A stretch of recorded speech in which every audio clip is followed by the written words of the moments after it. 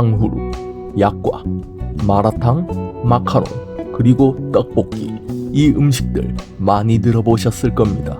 요 몇 년간 여기저기 관련 점포수가 팍팍 늘고 이상하게 계속 생각나고 안 좋아하던 메뉴였더라도 주변 사람들이 먹자고 해서 따라 먹다 보면 나도 모르게 중독되는 그런 음식이죠.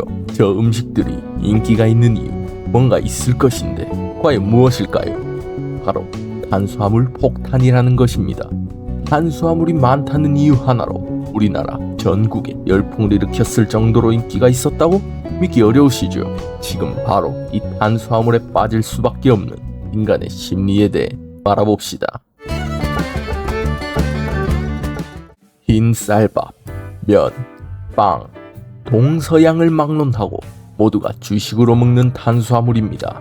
이 외에도 사탕, 초콜릿, 아이스크림, 탄산음료 이런 우리가 즐기는 간식들 또한 많은 탄수화물입니다. 잘 생각해보면 우리는 항상 그래왔습니다. 운동을 한다거나 다이어트를 한다거나 특별히 아픈 곳이 있지 않는 이상은 포만감을 채우기 위해 심심한 입을 달래기 위해 탄수화물을 먹어왔습니다. 이렇게 탄수화물이 사랑받는 이유가 무엇일까요? 바로 탄수화물이 소화되어 분해되면 포도당이 되기 때문입니다. 포도당은 식물의 광합성으로 만들어지는 대표적인 생산물이며 생명체들이 기본적으로 사용하는 중요한 에너지원입니다. 우리 인류는 살아남기 위해 포도당을 반드시 얻어야 했습니다. 하지만 초기 인류는 포도당을 비롯해 모든 먹거리를 구하기가 힘들었습니다. 힘들게 고생하다가 얻은 영양분, 특히 상대적으로 얻기 힘든 고기, 유제품, 그리고 해산물보다 쉽게 얻을 수 있는 곡식이나 과일을 섭취하였을 때 혀 위에서 터지던 단맛, 그리고 솟아나던 힘이란 우리의 생존 본능은 자연히 단맛을 좋아하게끔 발전을 하게 되었습니다. 그런데 우리가 탄수화물을 좋아하는 이유를 그냥 본능이야 라고 말하고 넘어가자니 뭔가 부족합니다. 아무리 생존을 위해서라지만 과거부터 그렇게 해왔으니 지금도 그런 거다 라는 설명보다 조금 더 정확한 이유가 있지 않을까요? 그러니 우리의 몸을 한번 봅시다. 우리의 몸 또한 자신도 모르게 탄수화물을 원하게끔 진화하였습니다. 당 떨어진다 이런 말 자주 쓰거나 들어보셨을 겁니다. 당, 즉 탄수화물이 지금 내 몸에 필요하다는 소리죠. 이 말을 듣거나 하게 될 때 머리나 몸을 많이 썼을 때 배가 고플 때, 즉 피곤하고 힘들고 기분이 좋지 못할 때의 상황입니다. 그리고 그 말한 것처럼 당을 섭취하게 되면 대부분의 경우는 해결이 되죠. 네, 탄수화물, 당은 기분을 좋게도 만들어줍니다. 탄수화물을 섭취하게 되면 세로토닌과 도파민이라는 호르몬이 분비됩니다. 세로토닌, 식사 후 부른 배를 두드리며 휴식을 취할 때 나오는 만족의 호르몬. 도파민, 사냥에 성공했거나 목표를 달성하였을 때 나오는 호르몬. 쉽게 이야기하자면 두 가지 다 인간의 행복과 관련된 호르몬입니다. 탄수화물 섭취라는 간단한 행위 하나로 행복 호르몬이 두 가지나 뿜어져 나오는 겁니다. 여러분, 그런데 저 탄수화물 가득한 음식들을 보면 이런 생각 안 드시나요? 탕후루, 약과, 마라탕, 마카롱, 떡볶이 모두 남성이 좋아하는 음식이라기보다 여성이 좋아하는 음식이라고 생각되지 않으시나요? 분명 남성도 좋아하고 잘 먹지만 여성들에게 좋아하는 음식을 물었을 때는 떡볶이나 마라탕, 마카롱 이런 음식들이 나오지만 남성에게 물으면 제육볶음, 돈가스 등등의 음식이 더 많이 나오는 것이 사실이죠. 어째서일까요? 이 또한 과거부터 우리 인류 진화와 호르몬으로 설명이 가능합니다. 남성은 주로 밖에서 사냥을 하고 가족을 보호합니다. 여성은 아이를 낳고 길러야 하죠. 그렇기에 남성은 힘을 내는 근육이 발달하고 여성은 보호를 위한 지방층이 발달하는 것이죠. 이때 탄수화물이 들어갑니다. 황제 다이어트, 저탄고지 다이어트 같은 탄수화물 섭취를 줄이는 다이어트가 유행하는 것에서 보이듯 탄수화물은 지방을 저장하는 것에 있어 단백질, 지방과 같은 영양소보다 유리합니다. 자연히 여성들은 남성들보다 탄수화물을 좋아하게끔 진화해왔죠. 또한 호르몬적으로 봤을 때 여성들의 여성 호르몬은 주기를 가집니다. 월경전이 되면 여러 호르몬들이 요동치며 세로토닌이 줄어들게 됩니다. 이때 세로토닌을 증가시키는 탄수화물은 기분을 위한 일종의 처방약이라고 할 수 있죠. 이렇게 탄수화물에 대한 호감, 그리고 남, 여의 탄수화물을 좋아하는 정도 차이는 생존과 생식에 있어 어쩔 수 없는 것입니다.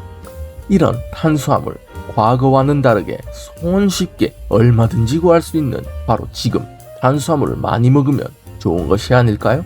짜증나고 기분이 나빠지면 초콜릿과 사탕을 먹고, 에너지가 부족하다면 탄산음료와 도넛을 먹는다면 적어도 내가 하고자 하는 일을 할 때 체력이나 기분 때문에 망칠 일은 없을 것이니까요.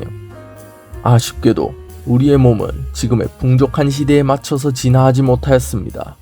그렇기에 과도하게 섭취하면 끝도 없이 지방이 쌓이게 되는 것이죠. 비만이 되면 당뇨, 고혈압 등 일명 성인병에 걸리게 됩니다. 이렇게 과도 섭취로 인한 부작용을 피하려면 어떻게 해야 할까요? 그냥 먹는 양을 줄이고 좋은 탄수화물, 단백질, 지방을 섭취하며 적당한 운동을 하면 되는 것이 아니냐라고 쉽게 말할 수 있습니다. 하지만 그것이 말처럼 쉽지가 않습니다. 탄수화물을 섭취하며 생기는 도파민, 그로 인해 느낄 수 있는 쾌감은 약물인 암페타민을 투여했을 때와 흡사하다고 합니다. 거기다가 이런 쾌감이 반복될수록 도파민 수용체의 기능이 떨어져 더 많은 도파민이 필요해지며 중독이 됩니다. 이것을 그냥 끊으라는 소리는 교과서 위주로 매일 12시간씩 공부하고 게임과 유튜브를 보지 않으며 8시간씩 수면을 취하는 것으로 충분히 서울대에 갈 수 있다, 이렇게 명확한 방법이 있는데 안 하면 바보다 라고 하는 것과 같습니다. 탄수화물을 과도하게 섭취하지 않는 가장 기본적인 방법은 정해진 시간에 3끼를 먹는 것입니다. 정해진 시간에 적당한 식사로 포만감을 유지함으로써 초콜릿, 과자, 사탕 등의 간식 먹는 것을 자제하는 것이죠. 간식을 끊기 힘들다면 탄수화물 폭탄 간식에 대용으로 먹을 당근과 같은 약간의 단맛이 나는 채소를 먹는 것입니다. 채소가 아닌 과일도 초콜릿 같은 것보다야 좋다지만 생각보다 당이 높아 당뇨나 관련 질환이 있으신 분들은 내 몸에 맞는지 알아보고 드시는 것이 좋습니다. 난 그래도 초콜릿을 먹어야겠다 하시는 분들은 저울을 하나 사시는 것을 추천드립니다. 하루에 먹을 초콜릿 양을 정해두고 조금씩 매일 또는 일주일에 1g씩이라도 줄여나가는 것입니다. 이와 함께 세로토닌의 분비를 늘려주는 명상이나 햇빛 맞으며 산책하기 등을 한다면 분명 도움이 될 것입니다. 결론입니다. 우리가 탄수화물에 빠지는 이유는 과거 식량을 구하기 힘들었던 때 몸에 새겨진 생존 본능과 호르몬 때문이다. 탄수화물을 과도하게 섭취하면 비만이 되게 되고 그로 인해 당뇨, 고혈압 등의 성인병에 걸릴 수 있다.